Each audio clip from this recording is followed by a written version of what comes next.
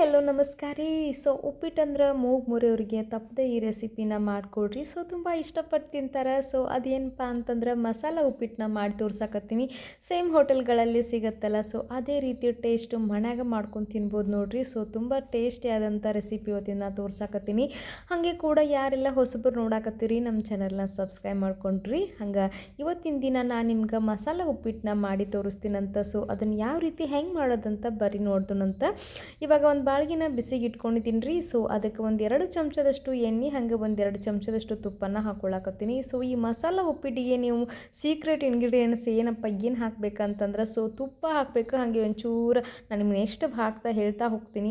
ಅದನ್ನೆಲ್ಲ ಪಕ್ಕ ಹಾಕ್ಕೊಂಡ್ರೆ ಅಂದ್ರೆ ಸೇಮ್ ನಿಮ್ಮ ಹೋಟೆಲಲ್ಲಿ ಸಿಗ್ತಕ್ಕಂತಹ ಉಪ್ಪಿಟ್ಟು ಸಿಗುತ್ತೆ ನೋಡಿರಿ ಮನೆ ಒಳಗಡೆ.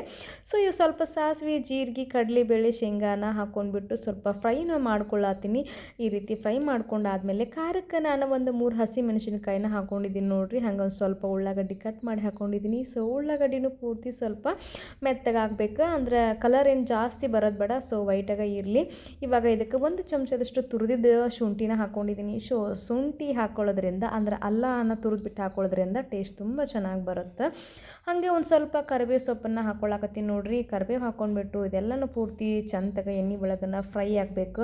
ಈ ರೀತಿ ಫ್ರೈ ಆಯ್ತಂತಂದ್ರೆ ತುಂಬ ಚೆನ್ನಾಗಿ ಅನಿಸುತ್ತೆ. ಇವಾಗ ನಿಮ್ಗೇನು ಇಷ್ಟ ಅಲ್ಲ ತರಕಾರಿನ ಅದನ್ನು ಆ್ಯಡ್ ಮಾಡ್ಕೋಬೋದು. ನಾನಿಲ್ಲಿ ಆಲೂಗಡ್ಡೆ, ಹಂಗೆ ಕ್ಯಾರೆಟು, ಬೀನ್ಸು, ಟೊಮೆಟೊನ ಹಾಕ್ಕೊಂಡಿದ್ದೀನಿ. ಹಾಗೆ ನಿಮ್ಗೆ ಮತ್ತೇನು ಇಷ್ಟ ಆಗತ್ತಲ್ರಿ ತರಕಾರಿನ ಅದನ್ನ ಇದ್ರೊಳಗಡೆ ಹಾಕ್ಕೋಬೋದು. ಹಾಗೆ ಕೂಡ ಇದಕ್ಕೆ ನಿಮ್ಗೆ ಬಟಾಣಿನೂ ಕೂಡ ಹಾಕ್ಕೊಂಡು ಮಾಡ್ಕೋಬೋದು ನೋಡಿರಿ. ಬಟಾಣಿ ಹಾಕ್ಕೊಂಡ್ರೂ ತುಂಬ ಚೆನ್ನಾಗಿ ಅನಿಸುತ್ತೆ. ಇವಾಗ ಇದಕ್ಕೆ ರುಚಿಗೆ ತಕ್ಕಷ್ಟು ಉಪ್ಪನ್ನು ಹಾಕ್ಕೊಳತ್ತೀನಿ. ಉಪ್ಪು ಹಾಕ್ಕೊಂಡ್ಬಿಟ್ವಿ ಅಂತಂದರೆ ತರಕಾರಿ ಸ್ವಲ್ಪ ಬೇಗ ಬೆಂದತ್ತೆ ನೋಡಿರಿ. ಈ ರೀತಿ ಸ್ವಲ್ಪ ಚೆನ್ನಾಗಿ ನಾನು ಫ್ರೈ ಮಾಡ್ಕೊಳ್ತೀನಂತ. ಈ ಕಡೆ ಫ್ರೈ ಆಗ್ತಾ ಇರಲಿ, ಹಂಗೆ ಈ ಕಡೆ ನಾನು ರವಾನ ಹುರ್ಕೊಳ್ತೀನಂತ. 1-2 ಚಮಚದಷ್ಟು ತುಪ್ಪನ ಹಾಕ್ಕೊಂಡ್ಬಿಟ್ಟು ನಾನು ಇದಕ್ಕೆ ಬಿಸಿಗೆ ಇಟ್ಕೊಂಡಿದ್ದೀನಿ. ಹಂಗೆ ಇದಕ್ಕೆ 1.5 ಕಪ್ನಷ್ಟು ನಾನು ರವಾನ ಹಾಕ್ಕೊಳಕತ್ತೀನಿ ನೋಡಿರಿ. ಉಪ್ಪಿಟ್ಟು ರವೆ ತೊಗೊಂಡಿದ್ದೀನಿ ನಾನು. ಉಪ್ಪಿಟ್ಟು ರವಾನ ಹಾಕ್ಕೊಂಡ್ಬಿಟ್ಟು ನಾನು ಈ ರೀತಿ ಸ್ವಲ್ಪ ಕಲರ್ ಚೇಂಜ್ ಆಗಬೇಕ್ರಿ. ಆ ರೀತಿ ನಾವು ಸ್ವಲ್ಪ ಒಳ್ಳೆ ಘಮ ಬರಬೇಕು ನೋಡಿರಿ. ಆ ರೀತಿ ನಾವು ಇದನ್ನು ಸ್ವಲ್ಪ ಹುರ್ಕೊಳ್ಬೇಕಾಗತ್ತೆ. ನೀವು ಉಪ್ಪಿಟ್ಟು ಮಾಡುವಾಗ ಸ್ವಲ್ಪ ತುಪ್ಪನ ಹಾಕ್ಕೊಂಡ್ರೆ ಅಂತಂದ್ರೆ ಉಪ್ಪಿಟ್ಟು ತುಂಬ ಚೆನ್ನಾಗಿ ಬರುತ್ತೆ. ಉದುರಾಗಿ ಕೂಡ ಆಗುತ್ತೆ.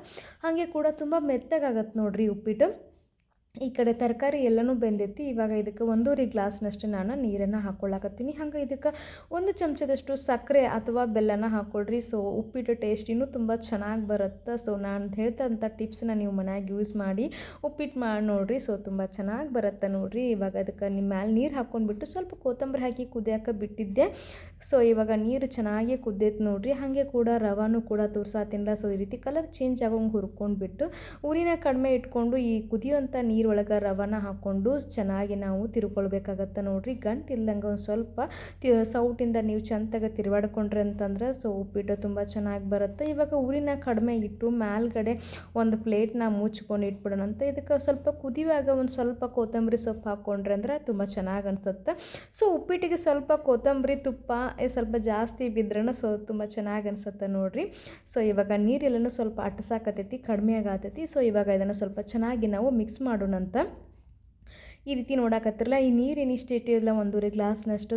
ಅದು ಆ ನೀರು ಬರೋಬ್ಬರಿ ಅಳತಿ ಒಳಗೆ ಬಂದೈತೆ ನೋಡಿರಿ. ಈ ರೀತಿ ಉಪ್ಪಿಟ್ಟು ಸಾಫ್ಟಾಗಿ ಆಗುತ್ತೆ.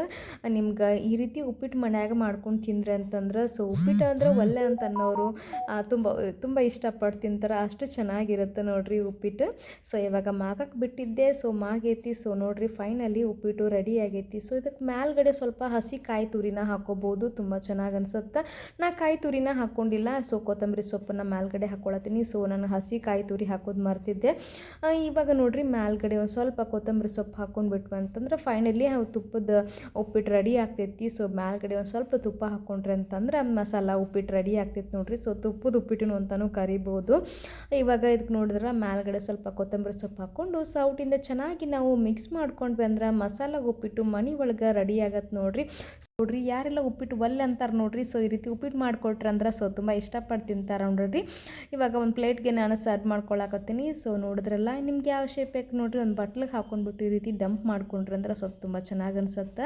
ಹಾಗೆ ಮೇಲ್ಗಡೆ ಒಂದು ಸ್ವಲ್ಪ ಶೇಪ್ ಹಾಕ್ಕೊಂಡು ತಿಂತಾ ಇದ್ರೆ ಮಸಾಲ ಉಪ್ಪಿಟ್ಟು ರೆಡಿ ಮನೆ ಒಳಗಡೆ. ಹಂಗೆ ಮಿಸ್ ಮಾಡ್ದೆ ನೀವು ಮನ್ಯಾಗ ಮಾಡ್ಕೊಂಡು ತಿಂದು ನೋಡಿರಿ.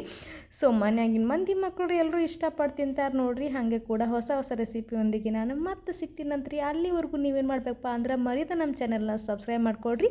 ಇದನ್ನು ಟ್ರೈ ಮಾಡಿರಿ. ನಮಸ್ಕಾರ ರೀ.